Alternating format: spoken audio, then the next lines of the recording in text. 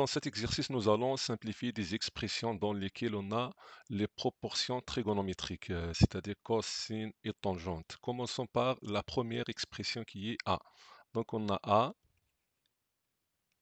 A est égal cos de P sur 8 plus cos de 3P sur 8 plus cos de 5P sur 8 plus cos de 7P sur 8. Donc nous allons utiliser les formules de simplification, bien les formules de transformation. Donc on a cos de P sur 8, rien à changer. Cos de 3P à laisser tel qu'il est. Nous allons expliquer pourquoi. Pour 5P, on constate que 5P dépasse la moitié de 8, c'est-à-dire que 5 est supérieur à la moitié de 8. Donc pour cela, nous allons l'écrire sous forme, donc 5P c'est 4P plus P sur 8. De même pour cette P, elle est très proche de 8, donc on va l'écrire, donc cette P c'est 8P moins P. Donc A est égal, on a cos de P sur 8 plus cos de 3P sur 8 plus... Donc maintenant, nous allons écrire 4P sur 8. 4P sur 8 à réduire ou bien simplifier par 2. On obtient c'est 2P ou bien c'est P, donc simplifions par 4, plutôt c'est P sur 2 plus P sur 8. Donc 8P sur 8 c'est P moins P sur 8. Donc ici on a 4P sur 8 c'est P sur 2 puisqu'on a simplifié par 4 plus P sur 8. Donc continuons. On écrit A est égal cos de P sur 8 plus cos de 3P sur 8. Donc on a cos de P sur 2 plus, plus P sur 8. Donc on va utiliser l'expression qui est cos de P sur 2 plus X. Donc on sait bien que cos de P sur 2 plus X est égal combien? Est égal moins sinus de X. Donc X dans ce cas-là c'est P sur 8. Donc ça nous donne moins sinus de P sur 8. Pour cos P moins P sur 8, donc on sait bien que donc on a cos de P moins X. Cos de P moins X, c'est combien? C'est moins cos de P moins X, c'est moins cos X.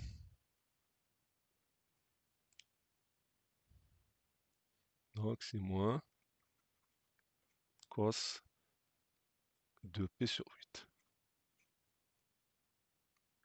Donc on a cos P sur 8 moins cos P sur 8 sont opposés à les simplifier. Donc dans ce cas, donc on constate qu'on a moins signe. Donc dans ce cas-là, nous allons simplifier cos de 3P sur 8. Puisqu'on a... Donc nous allons écrire 3P, c'est 4P moins P sur 8. Moins sinus de P sur 8. Donc A est égal 4P sur 8 c'est P sur 2 moins P sur 8 moins sinus de P sur 8.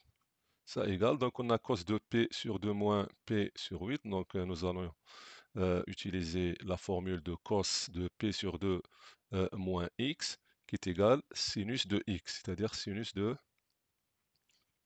P sur 8, moins sinus de P sur 8, ça égale à 0, c'est comme ça, l'expression A est égale à 0. Passons à la deuxième expression qui est B cos au carré de P sur 8 plus cos au carré de 3P sur 8 plus cos au carré de 5P sur 8 plus cos au carré de 7P sur 8. Dans ce cas-là, puisqu'on a au carré, donc nous allons la première la laisser telle qu'elle est, cos au carré de P sur 8. La deuxième, cos au carré 3P sur 8. La troisième, nous allons écrire 5P, c'est 4P plus P sur 8. La quatrième, c'est cos au carré, donc 7P, c'est 4P, nous allons l'écrire. Au lieu de 8P moins P, c'est mieux de l'écrire 4P plus 3P. Et je vais expliquer pourquoi. 4P plus 3P. Donc B est égal cos au carré de P sur 8 plus cos au carré de 3P sur 8 plus cos au carré. 4P sur 8, c'est P sur 2 plus P sur 8. 4P sur 8, c'est P sur 2 plus 3P sur 8. Donc B est égal cos au carré P sur 8 plus cos au carré 3P sur 8. Maintenant ici nous allons utiliser la formule cos de P sur 2 plus X. C'est combien? C'est donc puisqu'on a le taux au carré. Donc d'abord calculons cos de P sur 2 plus P sur 8, c'est-à-dire cos de P sur 2 plus X, c'est moins sinus de P sur 8, le taux au carré. De même pour cos de P sur 2 plus tau P sur 2, c'est cos de P sur 2 plus X, c'est moins sinus de 3P sur 8, le taux au carré. Donc B est égal cos au carré de P sur 8 plus cos au carré de 3P sur 8. Puisqu'on a moins le taux au carré, donc c'est plus. Donc c'est plus sinus au carré de P sur 8 plus sin au carré de 3P sur 8. Maintenant, nous allons utiliser la formule, c'est cos au carré de x. On sait bien que cos au carré de x plus sin au carré de x est égal à 1. Donc pour cos au carré de pi sur 8 avec sin au carré de pi sur 8, c'est 1. Cos au carré de 3pi sur 8 plus sin au carré de 3pi sur 8, c'est 1. Donc B est égal à 2. Pour la troisième expression C, c'est la précédente, c'est-à-dire c'est l'expression B avec changement de cos par sinus. Donc on va procéder de même technique. Laissons sinus, donc on va laisser sin au carré de P sur 8 tel qu'il est. Sinus au carré de 3P sur 8 et écrivons 5P, c'est 4P plus P. De même, donc ici, sin au carré, écrivons 7P, c'est 4P plus 3P sur 8. Donc on arrive à quoi? On arrive à 7 égale sin au carré de P sur 8 plus sin au carré de 3P sur 8 ici on a sin au carré de 4p sur 8, c'est p sur 2 plus p sur 8. Même ici, sin au carré, 4p sur 8, c'est p sur 2 plus 3p sur 8. Donc c est égal sinus au carré de p sur 8 plus sin au carré de 3p sur 8. Ici, on a sinus de p sur 2 plus x. C'est moins sin de p sur... Donc, ça nous donne moins sinus de p sur 8, le taux au carré. De même pour sin de p sur 2 plus tau p sur 8, ça c'est moins cos plutôt. C'est moins cos. Ça, c'est moins cos de 3p sur 8, le taux au carré. Car sinus de p sur 2 plus x, c'est moins cos x. Donc ça nous donne sinus au carré de p sur 8 plus sin au carré de 3p sur 8 plus cos au carré de p sur 8 plus cos au carré de 3p sur 8. Donc c est égal, on a sin au carré de p sur 8 plus cos au carré de p sur 8, c'est 1. Et sin au carré de 3p sur 8 plus cos au carré de 3p sur 8, c'est 1. Alors, de même, c est égal à 2. Passons à la quatrième expression qui est d égale cos au carré p sur 12 plus cos au carré de 3p sur 10, etc. Dans ce cas-là, on constate qu'on a 6 termes. On a le premier terme cos au carré de p sur 12 à laisser tel qu'il est, donc cos de au carré de p sur 12 plus cos au carré de 3p sur 12 plus cos au carré de 5p sur 12. Maintenant, nous allons chercher sin au carré de p sur 12 et sinus au carré de 3p sur 2 et sinus au carré de 5p sur 2. Comment? Donc, on constate que 7 a dépassé la moitié de 12 qui est 6. Donc, dans ce cas-là, nous allons chercher cos de p sur 2 plus x. Donc, écrivons 7p, c'est p plus p. Pourquoi? Pour obtenir la formule de p sur 2 plus x, car il nous donne moins sinus de x. Donc, de même, pour 9p, on l'écrit cp plus 3p sur 12. De même, pour cos au carré, 11p, c'est cp plus 5p sur 12. Donc, d est égal cos au carré de p sur 12 plus cos au carré de 3p sur 12 plus cos au carré de 5 sur 12. Maintenant, nous allons écrire cos au carré. Donc, c'est p sur 12, c'est p sur 2 plus p sur 12.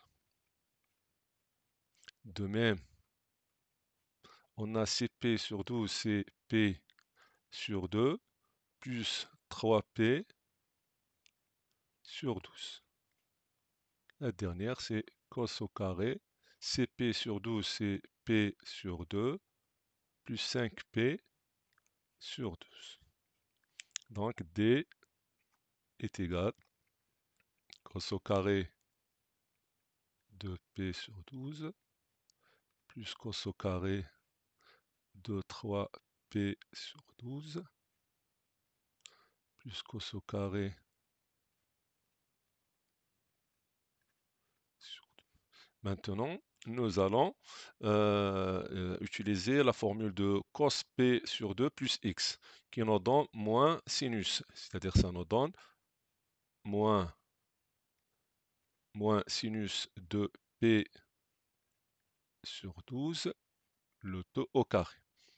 De même, cos de P sur 2 plus tau, etc., ça nous donne moins sinus de 3P sur 12, le tout au carré. Plus, ça nous donne moins sinus de 5P sur 12, le tout au carré. Donc D est égal cos au carré sur 12 plus cos au carré 3P sur 12 plus cos au carré de 5P sur 12. Maintenant, on a, puisqu'on a le taux au carré, donc c'est plus. Donc ça nous donne sinus au carré de P sur 12. Plus sin au carré de 3P sur 12. Plus sin au carré de quoi? De 5P sur 12. Maintenant, on a cos au carré de x plus sin au carré de x est égal à 1. Donc on a cos au carré de P sur 12 plus sin au carré de P sur 12, c'est 1. On a cos au carré de 3P sur 12 plus sin au carré de 3P sur 12, c'est 1. On a cos au carré de 5P sur 12, sin au carré de 5P sur 12 est égal à 1. Donc D est égal à 3. Passons à la cinquième expression. On a E est égal cos de P sur 7 moins cos de P sur 7, etc. Dans ce cas-là, on constate qu'on a donc cos de P sur 7, rien à modifier. Donc, on a ici moins cos, puisqu'on a 3P sur 14, nous allons écrire 2P sur 7, donc multipliant 7 fois 2, ça nous donne 4P, ça nous donne 4P sur 14, plus sinus de 3P sur 14, plus cos, écrivons CP, c'est 7P moins P sur 7.